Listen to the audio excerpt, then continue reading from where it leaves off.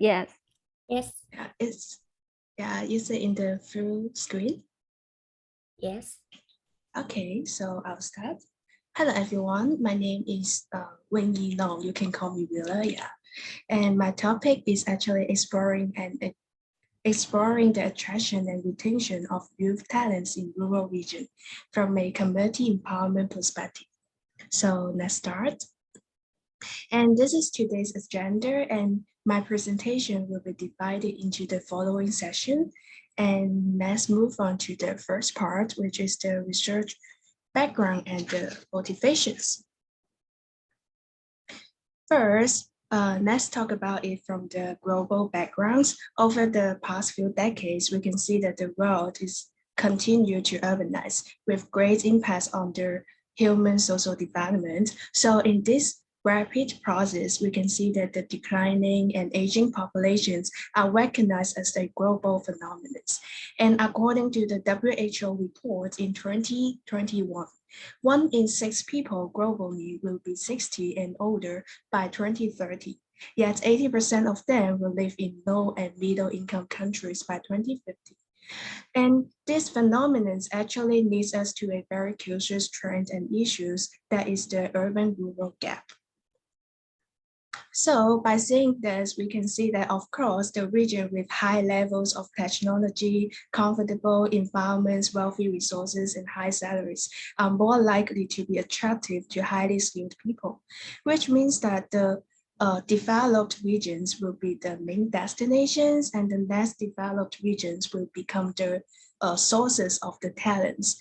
And this issues is often discussed in the national levels. However, we can see that the brain drain is no longer just a cross-country issues, but it will become the issues within the countries.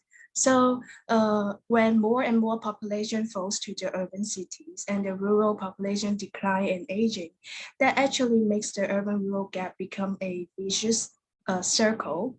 So this is also the motivation of this research, how to attract and retain the young talent to develop in the rural region. It actually becomes a very urgent and discussing issues.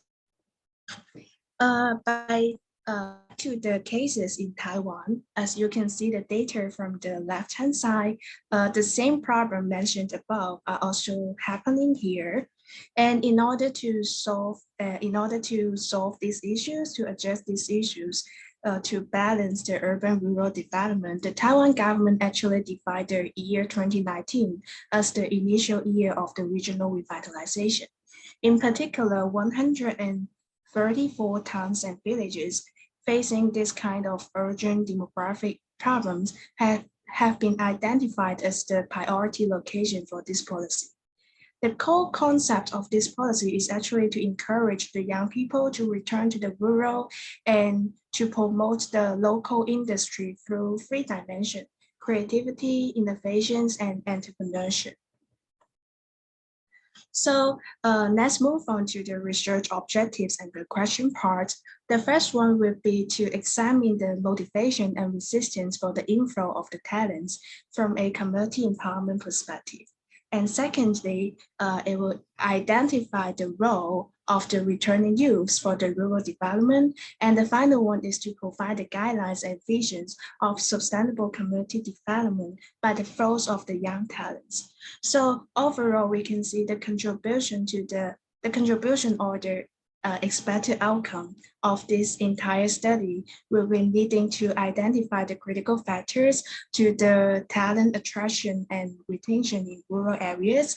And the final proposed guideline will contribute to understand the effective talent flow, the talent management or the future urbanization planning in those similar rural regions, because we'll have the case study in the further steps. And then let's move on to the literature review part. We know that the community empowerment can actually be considered as a very important process in the local development.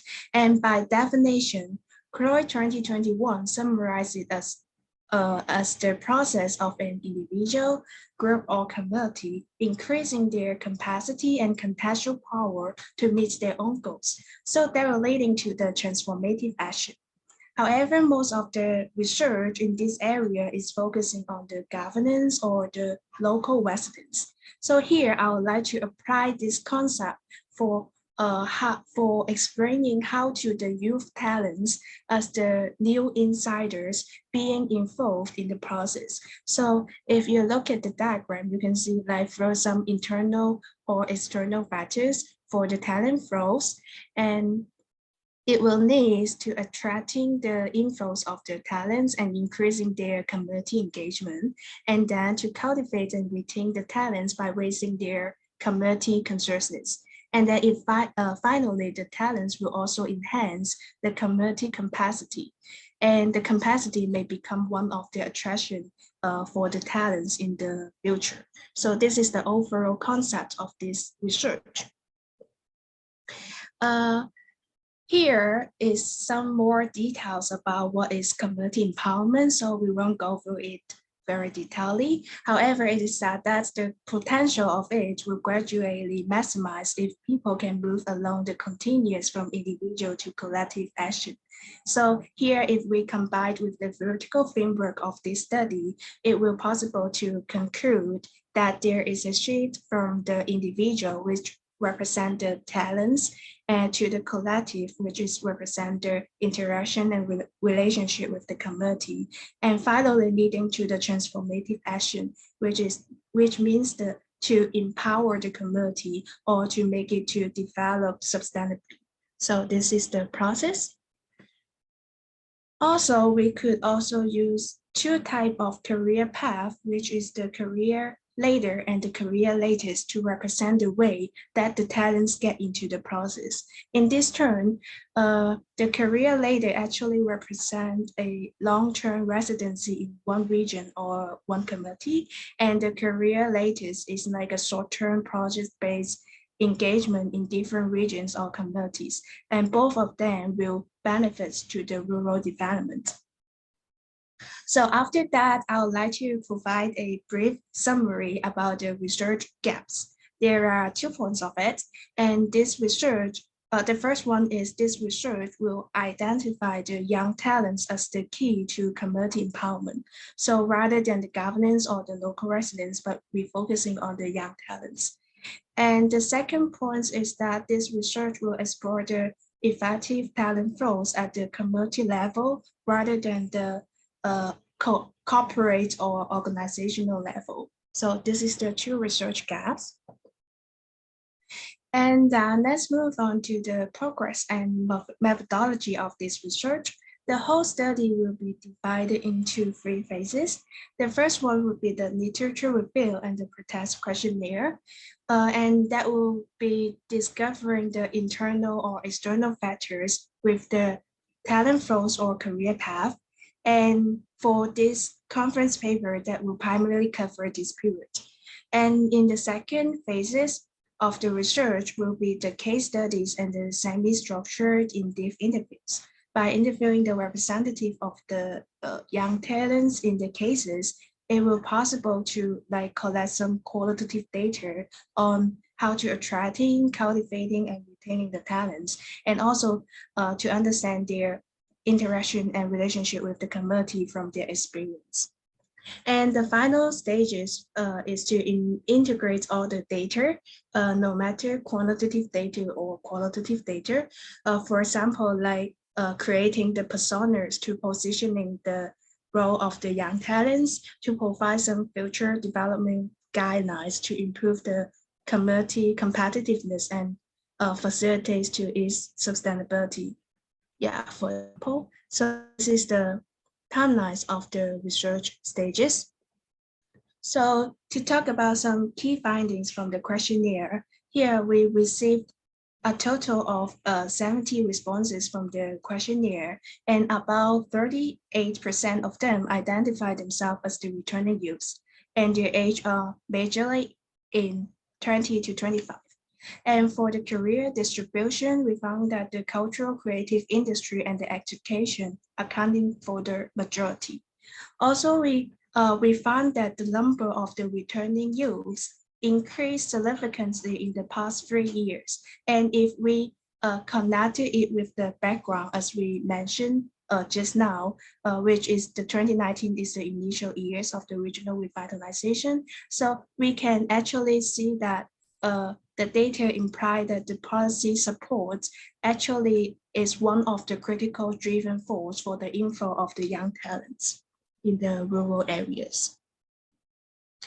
And for the second part of the findings, it is more related to the community empowerment. There are 4 points of it. The first point is the result found that the young people actually have a very positive attitude towards the community, which means that they have the high level of community awareness. However, they also have a low level of engagement. So the reason behind it would be worth discussing through the qualitative data collection. And the second point is the emotional and economic factors are actually the main reasons for the inflow of the young talents. Here, I also list the first 3 motivation factors, which is the like-minded partners or team members, and personal love or dependency of the places, and also a profitable market opportunities and demands. So these are the first 3 reasons for the people to back to the rural, for the young talents to back to the rural. And the final point is I compare 2 career paths as I mentioned above. The career, and we found that the people who identify themselves as the career leader pay more attention on the community capacity. So there is just some of the findings from the questionnaires, and further case study and interviews will be conducted to gain more qualitative evidence from the youth talents in the Houbi district of Tainan. And this is the final part of this session, which is why I choose Houbi as my cases and what is the selection criteria of these cases. There are several reasons. Because since 2004, Houbi has a long history of community empowerment by developing the rural tourism industry. And so that would be a very representative case with a long accumulation of the community empowerment. And later on, until 2019, there is a new wave of potential and opportunities that are created because of a Taiwanese drama called The Making of an Ordinary Woman. And because Houbi is the filming location of it, so maybe more and more people notice about these places and more young people are returning to this community after that. So this is the second reason. And the final reason is that it is also one of the prioritized towns and villages in the regional revitalization policy. So that's why I think it would be very suitable and representative case for the future reference. So again, as shown in the timeline, further research will move into the second phases in April to May with the case studies and interviews. So this is the reference of this presentation, and thank you for your attention. If you have any question, you can contact me via email or any other ways. Thank you.